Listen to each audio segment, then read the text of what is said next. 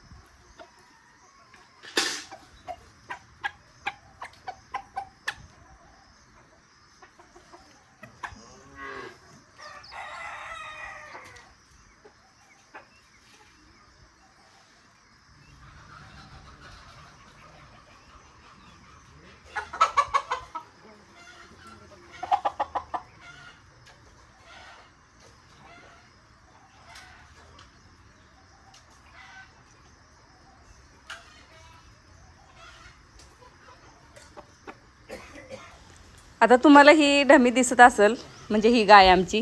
ह्या गायचं एक वैशिष्ट्य आहे, वैशिष्ट्यच म्हणते मी तर. कारण ही गाय आमची चौधरी साहेबांना धाराला बसवून देत नाही. ही जर आम्ही जरा जास्तच लाड केलं आहे, मीच लहानाची मोठी केली, घरची कालवड आहे ही. आणि फक्त मलाच बसवून देते. मी जरी बसली तरी कधी कधी शर्ट घालून वगैरे कधी बसलेली असली ना, स्वेटर वगैरे घालून, तर माघारी वळून बघते मला की मीच बसली का धाराला. आणि अजून मॅडमचं अजून एक कौतुक आहे की ह्या मॅडम बादलीत दूध काढून देत नाहीत, बादली खाली ठेवून चरवीत काढायचं आणि चरवीने वतायचं. म्हशीची धार कशी काढतात तसं हिचं दूध काढायला लागतं, नादी लावून. तर कधी तिला दुसऱ्या माणसाची सवय लागेल काय माहिती धार काढायला.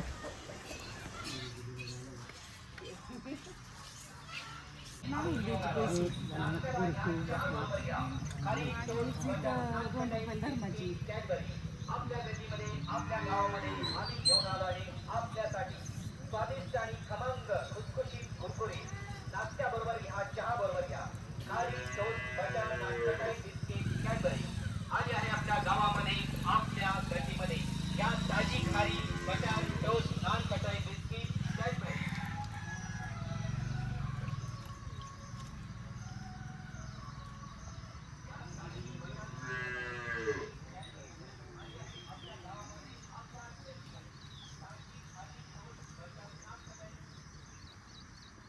शेरू परत गेला काय त्याच्या मागं.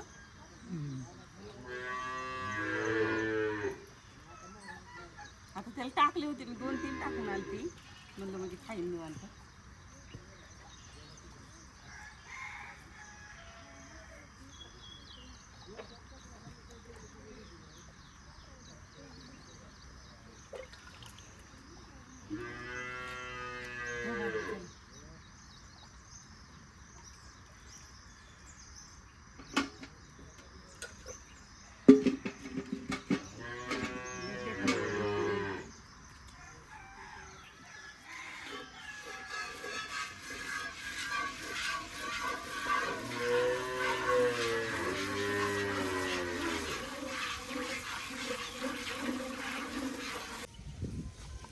धारा बिरा काढून झालेल्या आहेत. चौधरी साहेब वैरण करतात आता गायांची. काय ही असली वांबळ 2-3 दिवस झालं रोज असली वांबळ आहे. बारीक टिपका पडतोय बरं का. तर टिपका कसा टिपका पडलेला सुद्धा दिसत नाही, फक्त अंगावर एकदम केसासारखे टिपके पडतात. पाऊसच दिसत नाही मोबाईलमध्ये तर कसलाच दिसत नाही. हा लागला दिसायला. कसा असा बारीक टिपका असल्यावर गुरांनी कसं खावावं. चिकचिक झाली गुरांच्या पाठीमागं. वैरण भरती.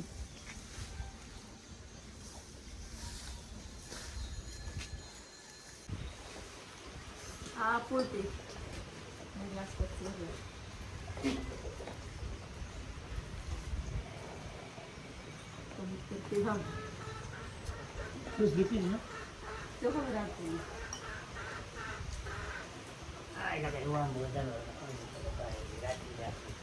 होय म्हणून बंदच नाही रात्रभर वांबळ वैरण कशी आणायची आता.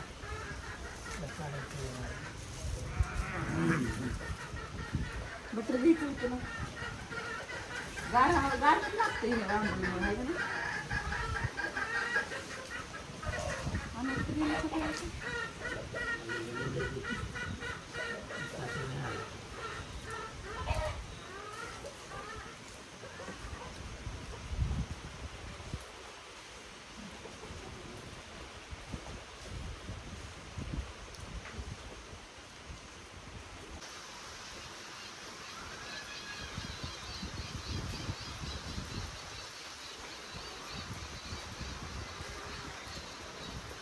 不干我嘛。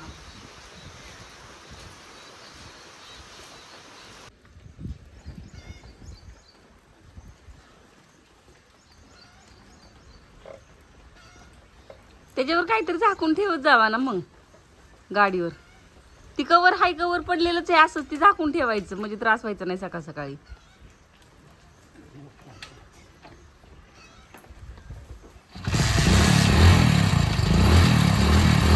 झाली गाडीला माहिती व्हिडिओ चालू आहे. गाडीला बी माहिती व्हिडिओ चालू आहे.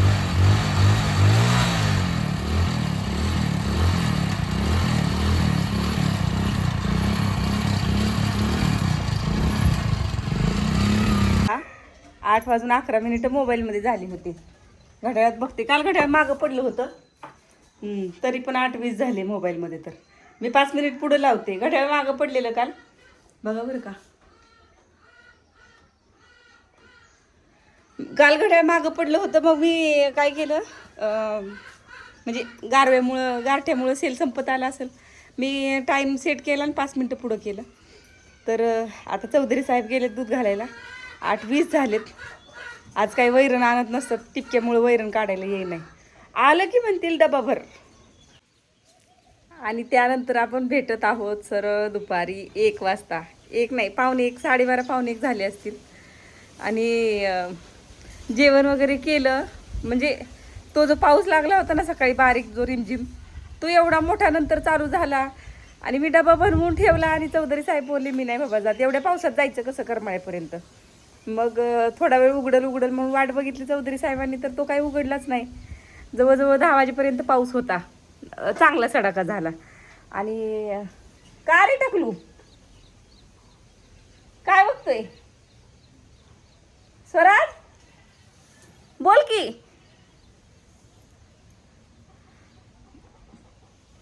तर तो चांगला सडाका झाला. परत तेव्हापासून जो जी म्हणजे बारीक धार जी चालू होती पत्र्यातनं पडत होती ती आत्तापर्यंत 12:30 वाजेपर्यंत. मग आता जरा पाऊस फटकला. कसं असते गावाकडच्या माणसांना असं घरात बसून राहायची सवय नसते. आम्ही हातापायाला पांघरून लावून झोपलो होतो खाऊन पिऊन बिंदास. काय करणार पावसाचं टिपक्याचं काय काम करायचं. गुरांना सकाळी वैरण केली होती. 10:30 वाजेपर्यंत वैरण झाली होती गुरांची. बोल की रे काय पाहिजे.